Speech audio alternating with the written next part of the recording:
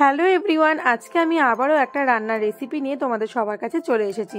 তো আজকে আমি শেয়ার করব আমি কিভাবে বাড়িতে চিকেন চাপ বানাই।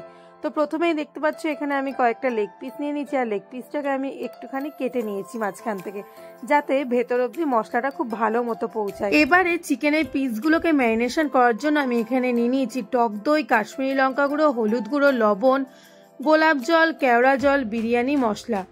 সব মশলা দিয়ে আমি খুব ভালো মতো এখানে চিকেনটাকে মাখিয়ে নেব। তারপর আমি এখানে পরিমাণ মতো গোলমরিচ গুঁড়ো অ্যাড করেছি, আর এদিকে মশলার জন্য রেডি করে নিচ্ছি পেঁয়াজ, কাঁচা লঙ্কা, রসুন, আদা দিয়ে একটা একসাথে পেস্ট। এরপর এই বাটা মশলাটাও আমি মাংসর মধ্যে অ্যাড করে নিলাম। এরপর আরও একটা মশলার পেস্ট বানিয়ে নেব, তাতে কাজু বাদাম, চারমগজ আর পোস্ত দিয়েছি। সবটা ভালো মতো একসাথে আমি পেস্ট করে নিয়ে এটাও কিন্তু আমি এবার মাংসর মধ্যে দিয়ে দিলাম।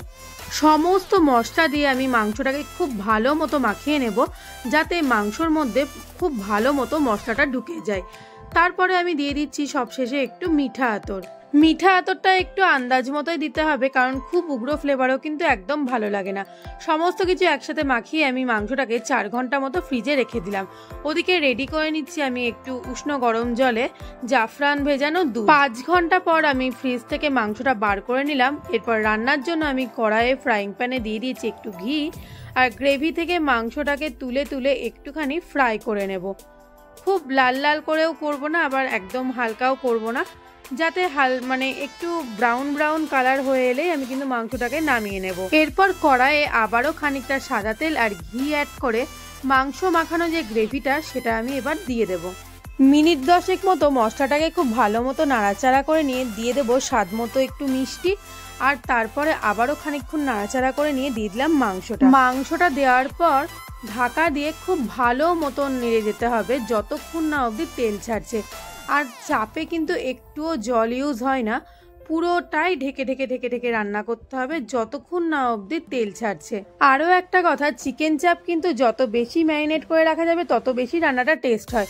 তো আমার হাতে সময় খুব অল্প ছিল দেখে আমি 4 থেকে 5 ঘন্টা মতো রেখেছিলাম। তোমরা চাইলে আরও বেশিক্ষণ রাখতে পারো। তো দেখতেই পাচ্ছ আমার মাংসটা থেকে পুরো তেল ছেড়ে দিয়েছে। নামানোর সময় দিয়ে দিলাম দুধে ভেজানো জাফরানটা পুরোটাই অপশনাল, তোমরা চাইলে দিতেও পারো আবার নাও দিতে পারো, কিন্তু দিলে আরও বেশি টেস্ট হয়। তো এভাবে তোমরা বাড়িতে অবশ্যই একদিন ট্রাই করে দেখো, আশা করি সবার খুবই ভালো লাগবে। আর এটা কিন্তু লুচি, পরোটা, পোলাও, বিরিয়ানি সবার সাথেই ভীষণ ভালো যায়। তো রেসিপিটা কেমন লাগলো জানিও। ভিডিওটা যদি ভালো লেগে থাকে তাহলে চ্যানেলটাকে লাইক ও সাবস্ক্রাইব করো। টাটা।